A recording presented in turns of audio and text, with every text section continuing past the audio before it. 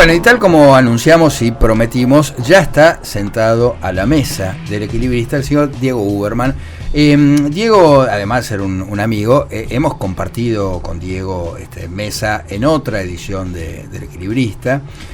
Y es colega en muchos sentidos, no solamente es un hombre de radio, sino que es escritor, y es un gran escritor. Escribió muchos títulos, después vamos a ir mencionándolos, pero el último es un tema que a mí particularmente me apasiona, que es escritores suicidas. Es curioso, ¿no?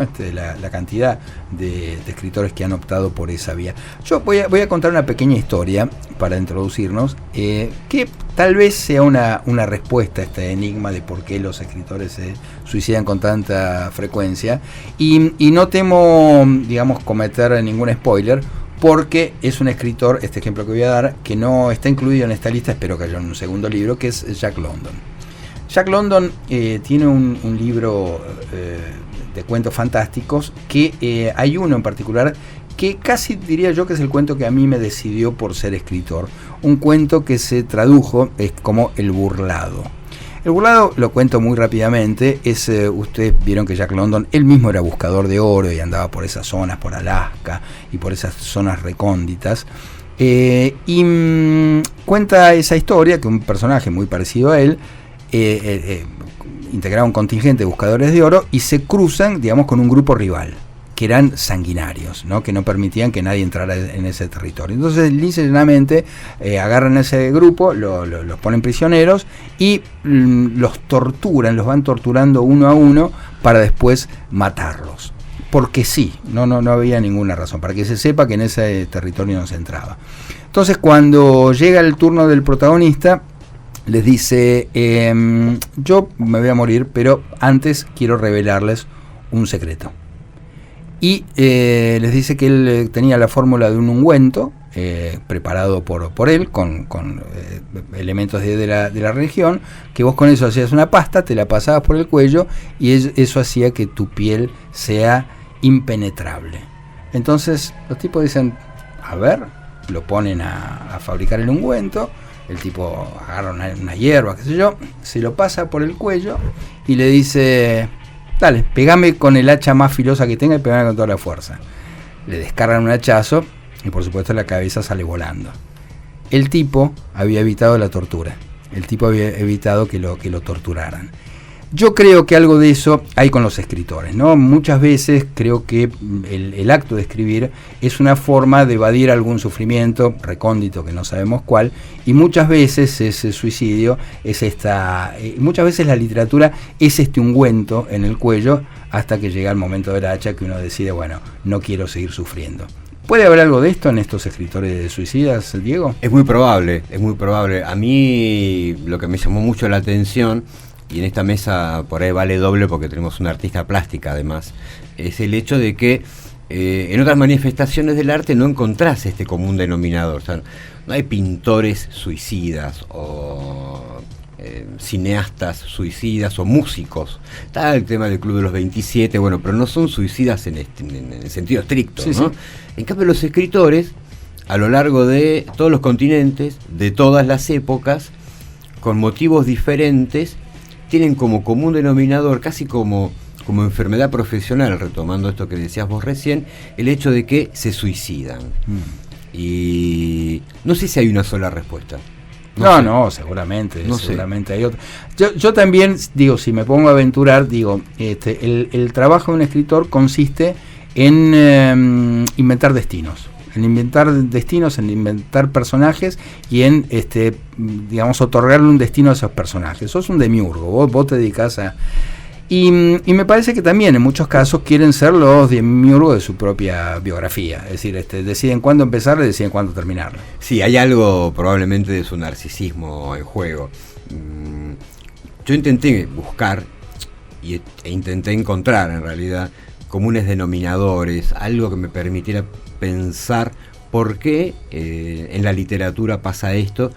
Y además, otra cosa que me llamó la atención es que es en casi todas las épocas. Yo hice un corte arbitrario del siglo XX, de nombres medianamente reconocidos, pero la lista es mucho más larga, de todos los países Y sí, bueno, fenómeno. Entonces, no está relacionado con ninguna de esta otra variable.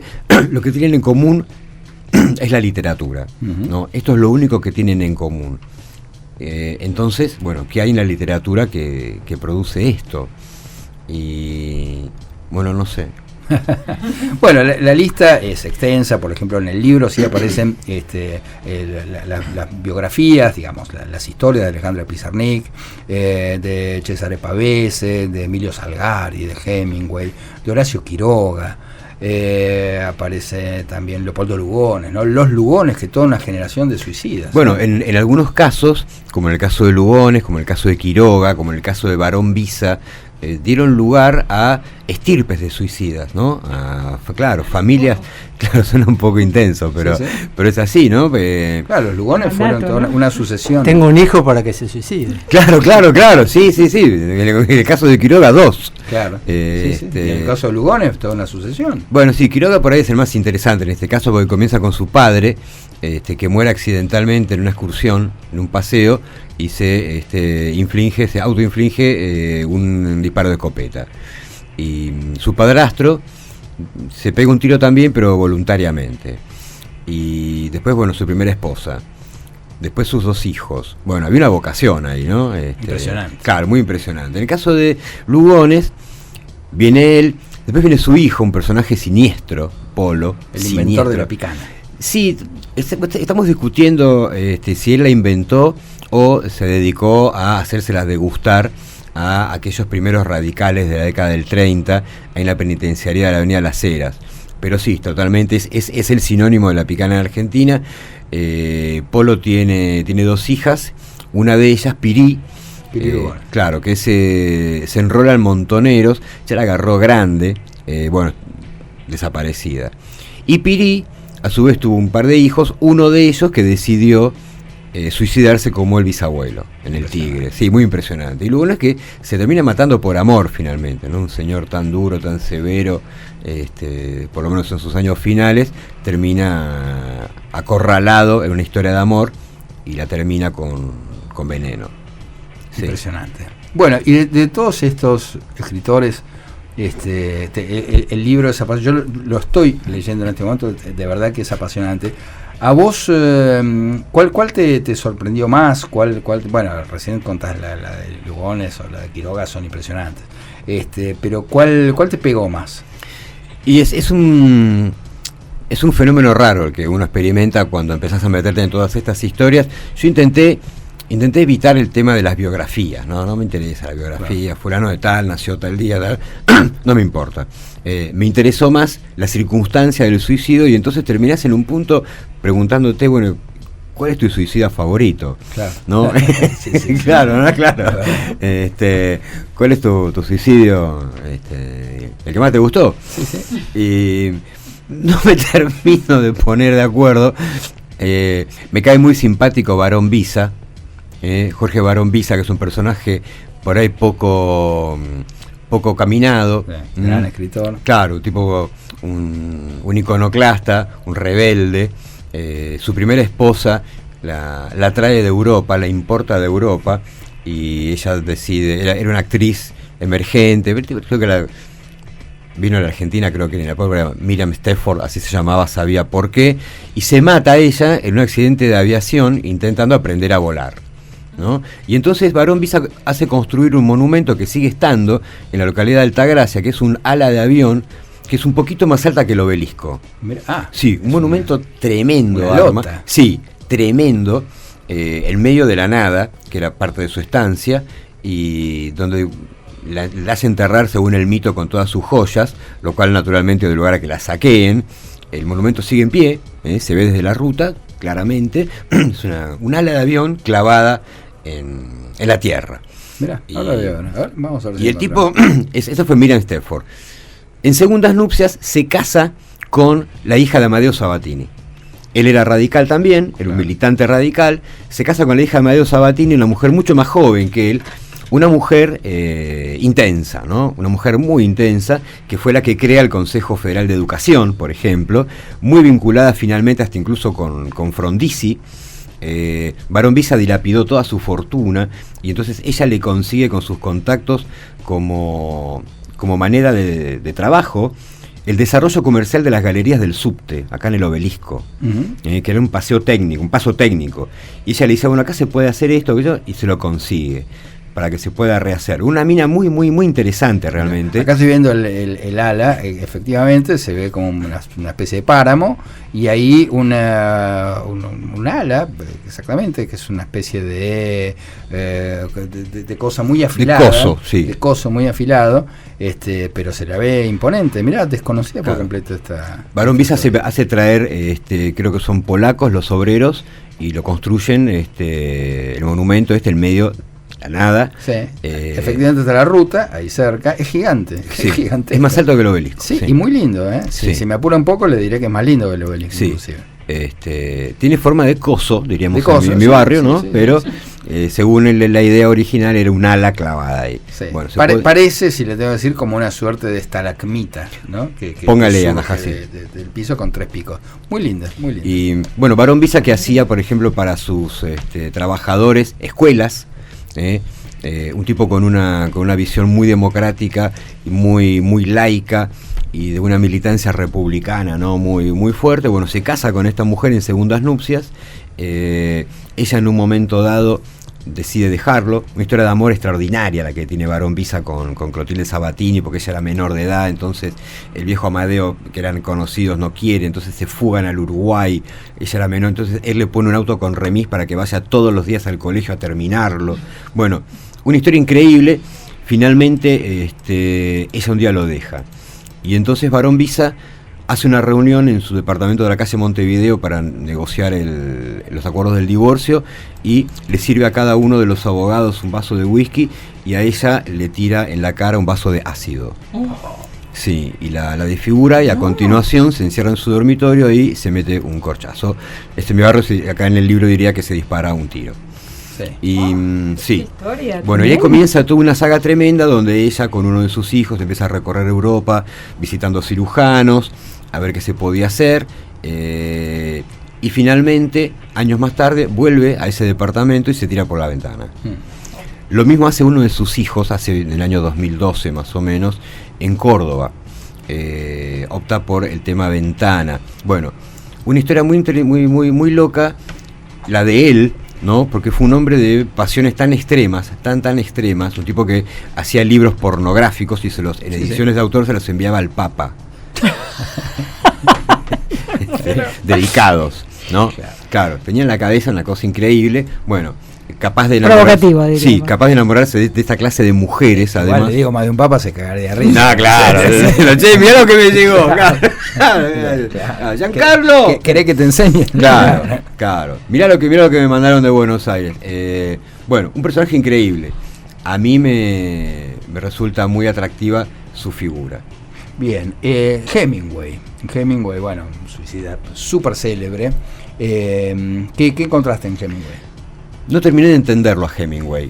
Un tipo que alcanzó el premio Nobel, no lo pude ir a buscar porque estaba enfermo, pero tenía fama, tenía plata, tenía prestigio, tenía de todo.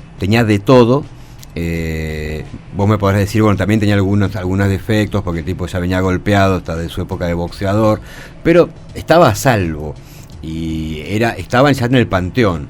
Y una mañana se levanta y le dice, vieja, pará que hago unos mates y vuelvo. Y no volvió, bajó al sótano, abrió el ropero, sacó una escopeta y se pegó un tiro. No entiendo.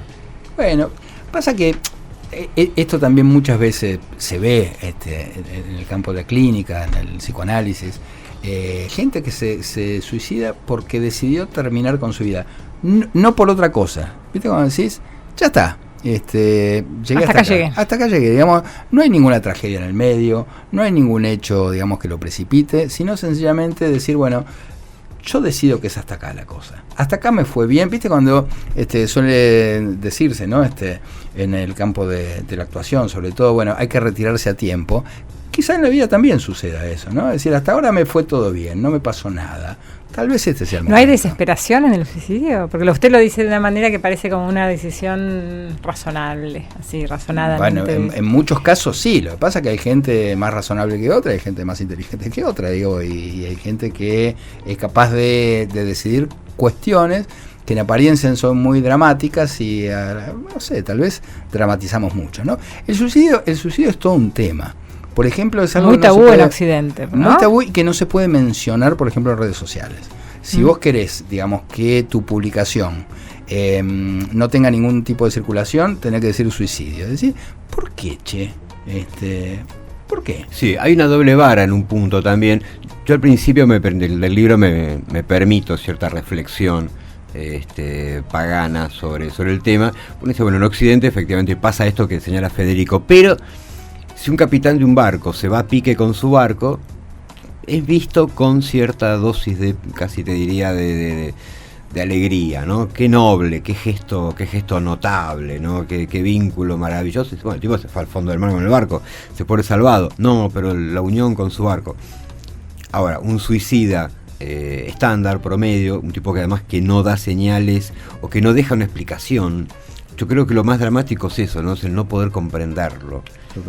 Sí, bueno, sabemos que de la tradición judío-cristiana está muy condenado. Sí. De hecho, los suicidios judíos se los entierra parados, según dice la tradición, no me consta, no lo sé. Bueno, está considerado un pecado. Para el cristianismo es una falta total, porque claro. Para Dios otros es un hecho de cobardía, como que, ¿viste? Decir, ¿por qué? Es decir, pero es cierto, y por otra parte uno podría decir que, no sé, digo, no conozco la estadística, pero que el ser humano es el único bicho que se suicida. Creo, no lo sé, porque tampoco tendemos a poner al ser humano también en un lugar que no siempre merece, en una suerte de pedestal.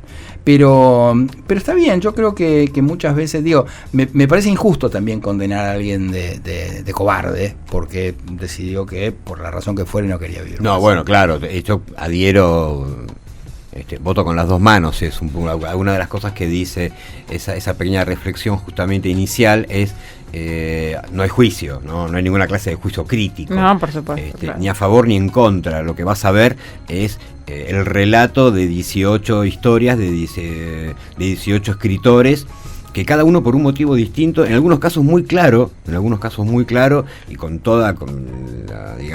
la prestancia de una decisión tomada con frialdad, con planificación. Es el caso de Quiroga, por ejemplo, o el caso de Alfonsina Storni, que organizan su salida, la explican y con toda la prolijidad del mundo lo llevan adelante, o sea, como una decisión consciente, racional. Claro, más en la línea de esto que decía Federico, claro, de decir, ya está, no me interesa. Quiroga se enferma y Alfonsina Storni también, en una época en la que sabían que la enfermedad que tenían no tenía solución. Hoy hubiera sido muy distinto el caso. Bueno, y ellos optan voluntariamente por la salida que eligieron. Perfecto, está explicado, pero no hay juicio de valor, ni moral, ni mucho menos ético, nada. Estaba pensando en esto que comentabas de este rasgo como familiar, que visto así parece un poco tétrico, pero uno se queda pensando, sin ponerse en psicologista, si hay algo del orden de la construcción de esa cuestión genética que lo lleva al suicidio, o si hay un mandato familiar en donde el suicidio es una opción. En la mayoría de las familias el suicidio no es una opción, no es algo que nos venga como, de repente el tío se suicidó, ¿no? Claro, bueno, siempre está medio casi como escondido por ahí. Ahora, de todos modos, esa pregunta yo, así como está, se la transferiría a Najasi. Sí, claro. Usted me hace muchas preguntas. Sí. Bueno, después acá aparece, Kawabata, ¿no? Que los japoneses tienen una larga tradición de harakiri, ¿no? ¿Qué encontraste en Kawabata? Kawabata, me pareció más interesante su paisano Mishima. Kawabata también era un tipo grande, un setentón. Estaba consagrado, era un tipo que tenía reconocimiento en las letras, en Occidente incluso, lo cual es una gran rareza para ellos, y casi como una actitud, te diría, ganado por la melancolía, es como decide suicidarse, ¿no? Incluso la gente del entorno de él dice no había ningún motivo objetivo aparente que lo llevara. En el caso de Mishima, ahí sí, ¿no? Ahí había una militancia. A Mishima le agarra una especie de giro hipernacionalista y dice, bueno, Japón tiene que volver a recuperar el brillo imperial, y entonces arma un grupo, ¿no?, de amigos del ejército, una suerte de club de amigos del uniforme. Pretende ir y copar una unidad militar y que se levanten junto con él y marchar al Palacio del Emperador. Se le cagaron de risa. En las noches de luna clara todavía se escucha la risa. Y entonces, ofendidísimo por el fracaso de toda esa maniobra, lleva adelante el seppuku, que es el harakiri seguido de la decapitación, que es como nosotros los japoneses lo hacemos en serio, no como ustedes, que entonces hace falta... Se toman unas pastillitas y claro, ya está, claro. Hace falta el concurso de un amigo que te corte la cabeza. Ay, por Dios. Bueno, claro. fue una chanchada que hicieron ahí en el regimiento. Y... Claro, imagínate la situación, ¿no? Es mucha sangre junta. No, pero aparte involucrar a otra persona. Claro, por claro, favor. llevarte. Son tradiciones. Existe, es decir, tiene un término que lo designa. Claro, pero bueno, cada uno se divierte como quiere. No vamos a juzgar. Claro, por eso yo los estudié minuciosamente. Digo, bueno, fenómeno, este muchacho que tenía una cosa vanidosa importante, pero que también había conseguido reconocimiento en Occidente, a pesar de esa cosa, digamos, de reivindicar el nacionalismo japonés y toda la bola. Él estaba muy muy bien visto en Occidente, estaba publicado, estaba traducido, era una figura. Bueno, le da ese giro a su vida y bueno, termina como termina, una chanchada, ¿no? Tremendo. Apasionante, yo lo estoy leyendo y de verdad que lo recomiendo. Se me dispara de repente el auricular a un volumen increíble. Bueno, Cuídese las orejitas. Sí, bueno. Escritores suicidas, búsquenlo porque ya se está distribuyendo, ya está distribuido. Hace unos años yo conducía un programa en la televisión pública que se llamaba Vas a viajar en mi sidecar, y en una de esas emisiones nos ocupamos de un personaje increíble, que era un tal Baigorri, que este Baigorri tenía un invento increíble, y el tipo, según decía, hacía llover. Y precisamente el señor Diego Uberman escribió un libro que se llama Baigorri hacía llover. Entonces la pregunta es, ¿qué inventó Baigorri y si realmente Baigorri hacía llover? Es una historia extraordinaria la de Baigorri, que me persigue, me acompaña. En un momento dado tengo miedo de mimetizarme, convertirme yo en Baigorri. No me va a hacer llover acá dentro del estudio. Y no sé, porque de repente... Puede pasar. No soy yo cuando el personaje me... Y todo comenzó así, investigando a partir de un comentario. Che, ¿sabes que un tipo así? ¿Verdad? Bueno, Juan Baigorri, un personaje que si uno lo googlea va a encontrar un montón de noticias falsas de él, como que era un ingeniero entrerriano cuyo padre era amigo del general Mosconi. Todo fruta, todo mentira. Yo le dediqué un año largo de mi vida a investigarlo minuciosamente y a documentarme. Entonces, por ejemplo, conseguí la partida de nacimiento de Juan Baigorri, que era uruguayo. Claro, y el padre no era amigo del general Mosconi, el padre hacía alpargatas en la localidad de San José, en Uruguay. Fue bígamo, tuvo 2 esposas. Una allá y otra acá. No, las dos acá, una en Capital Federal y la otra en Luján. Yo conseguí las actas de matrimonio, o sea, está todo documentado respecto de el baigorrismo. Y Baigorri, fundador de ese movimiento, diseñó una máquina con la cual, según lo que pudimos deducir haciendo periodismo forense, que es una disciplina nueva que inventé para ese libro, que es tomar declaraciones sacadas de diarios obtenidos en hemerotecas, en microfilm, ordenarlos por tema y someterlos al escrutinio de un especialista. Así, bueno, toda esta sarta de cosas que tiene pretensiones científicas, porque la ve un ingeniero, ¿no? Y también las risas se siguen escuchando a veces. Tiene cabeza lo que es este tipo. Lo más parecido a esto es que pudo haber sido un detector de potenciales electromagnéticos, una máquina para encontrar cursos de agua. Claro, entonces el tipo hacía un agujerito, plantaba un cable o una varilla de profundidad, y la máquina, que él desde su propio diseño, sí, porque también decían que se formó en el Politécnico de Milán, cualquier batata, claro.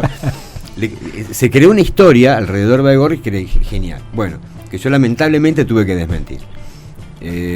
Bueno, con esa máquina, él una tarde del año 1929, en Santiago del Estero, llega a la conclusión de que cada vez que la conecta se nubla y llueve.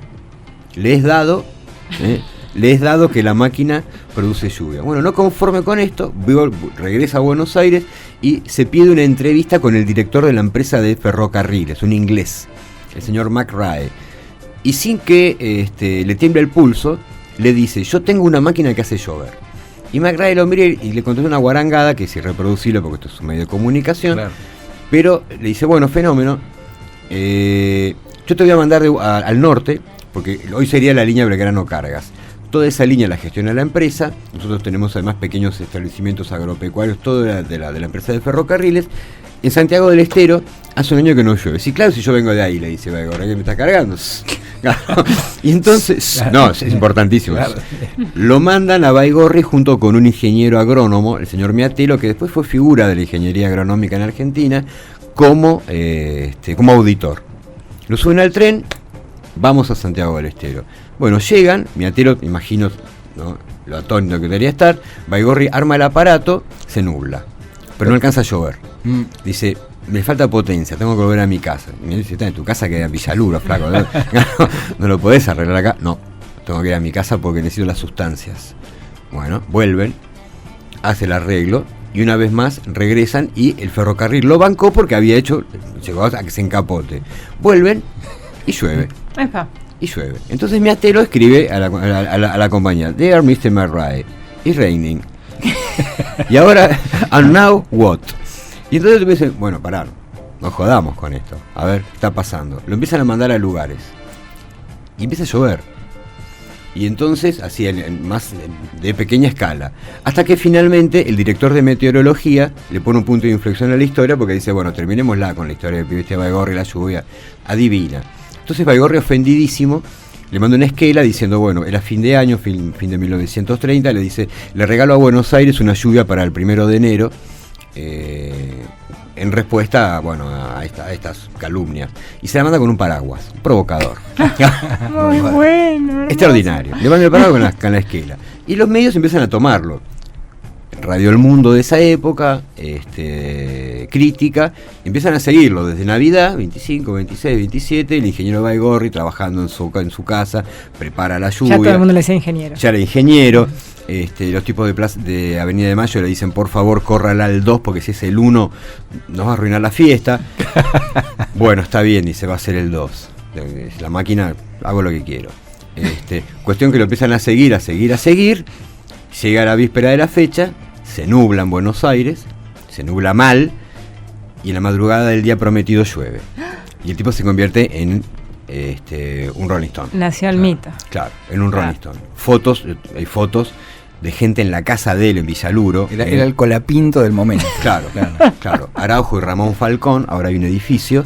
Baigorri saludando atrás de la reja, diciendo: es una cosa extraordinaria. Bueno, y ahí comenzó el mito, ¿no? Que después siguió porque fue a Carué y la laguna estaba casi vacía, se desborda por una lluvia de Baigorri. Vamos. Claro, lo que no se dice fue las veces que no le anduvo. Bueno, y a partir de la historia de Baigorri, en ese libro que se llama Baigorri hacía llover, que es un libro general. Yo lo que opté después de hacer circular el manuscrito en su momento fue por ponerle un apéndice con los documentos y con fotos, porque es una novela, sino, claro. Y no es una novela. No, vos sabés que yo cuando hicimos ese programa de Baigorri, fuimos al barrio y estuvimos con descendientes de vecinos y qué sé yo, y los vecinos de Baigorri están convencidos de que Baigorri hacía llover, que hay toda una conspiración internacional que hizo que la máquina no prosperara, pero que eso existió. Igual le voy a decir una cosa. Yo hace unos años viajé a Moscú a presentar un libro y al día siguiente iba a haber un desfile, no sé qué se festejaba. Y estaba lloviendo, estaba feo. Entonces le digo: mañana se va a complicar el desfile. No, acá mañana te lo despejan con los misiles. Y efectivamente al día siguiente había un sol radiante. No sé si es el método Baigorri, o el anti-Baigorri en este caso, pero funcionó. Acá en Mendoza se usó esa tecnología en una época, Claro. que se llamaban de sales de plata. Exacto. Sembraban las nubes con sales de plata para apurar la precipitación. Sí. Pero nuestro Baigorri, No tenía que tirar ningún cohete. no solamente eso, sino que él, de un cielo prístino, te hacía la lluvia. Totalmente. Y entonces, claro, es argentino. Totalmente. Teatro, ¿estás laburando en una obra de pronta presentación? Estoy trabajando, ya estábamos ensayando, ahora hicimos un pequeño impasse, primero porque mis elencos, que son 2, tuvieron, no es poco. no es poco, Sí. tuvieron que irse de viaje a diferentes cosas y entonces eso demoró un poco el desarrollo. Sí, es una obra chica, si querés minimalista, que tiene nombre, que se llama Asiento Impar. Asiento impar. Asiento Impar. ¿Que alude a? Alude a qué ocurre entre una señora y un señor que se conocen en un avión. Una señora está sentada en un avión, el señor llega y descubre que le toca el asiento de al lado. Se acomoda y comienzan a interactuar. Y pasan cosas. ¿Mm? Epa. Eso, va de eso, la Epa. historia. Vamos a ver. Promete. Sí. Promete. Me suspense ahí. Lo más difícil fue conseguir los asientos. Claro. Y los conseguí. Los conseguí. Sí, Los conseguí, Sí, felizmente. se consiguió. Tengo un amigo que había comprado un barco. Está funcionando ahora ese barco en Punta del Este. Y para ponerle asientos y butacas, compró un avión, lo desguazó y ahí están Esos amigos la que tienen butaca. ustedes. Los amigos Andajasi, Sí, ¿no? sí, Son sí, los sí. amigos Andajasi. El Amigo. próximo libro, Los amigos de Andajás. Amigo Ra. Bueno, o sea que habemos obra de teatro el año que viene. Habemos sobre espero sí, en 2025 esta gente ahora se fue a Bolivia a un festival y después creo que se van de vacaciones, después espero yo poder irme unos días. A Bolivia. Sí, no sé si Bolivia, por ahí un lugar un poco más más frío. Claro. Y después retomar el tema y sí, en cuanto a la temporada teatral, digamos, se ponga en marcha, podré estrenar Asiento Impar. Igual si puede ir a Bolivia a estrenar. Yo estuve en Bolivia, ¿cuándo fue? ¿El año pasado? En la Feria del Libro Sí. en la Feria del Libro de Santa Cruz. Muy recomendable. Sí, mucho movimiento teatral en general. Mucha gente que está yendo y algunos vuelven y todo. Sí, efectivamente. Bueno, ¿Cuánta actividad, ¿qué otros libros tenemos ahora? Por ejemplo, ahora que publica esto Diego Uberman, seguramente se va a reactivar la backlist, digamos, los libros anteriores de Diego, que se van a reeditar seguramente. Numerosos. Numerosos. ¿Con qué nos encontraremos, por ejemplo? Yendo para atrás, con el fiscal del gusto, la historia de Alexandre Grimaud de Lagrange, el primer crítico gastronómico. Mirá. Un libro que me llevó por la gastronomía, pero estoy más que nada mirando hacia adelante ahora. Estoy Muy bien. estudiando 2 temas y alguno de los 2 seguramente terminará convirtiéndose primero en libro. Diego Uberman, ha sido un verdadero Un gran placer placer tenerlo acá. Esperemos tenerlo con más frecuencia. Me encantaría, en la paso muy bien. Esta mesa, nosotros también, se lo decimos.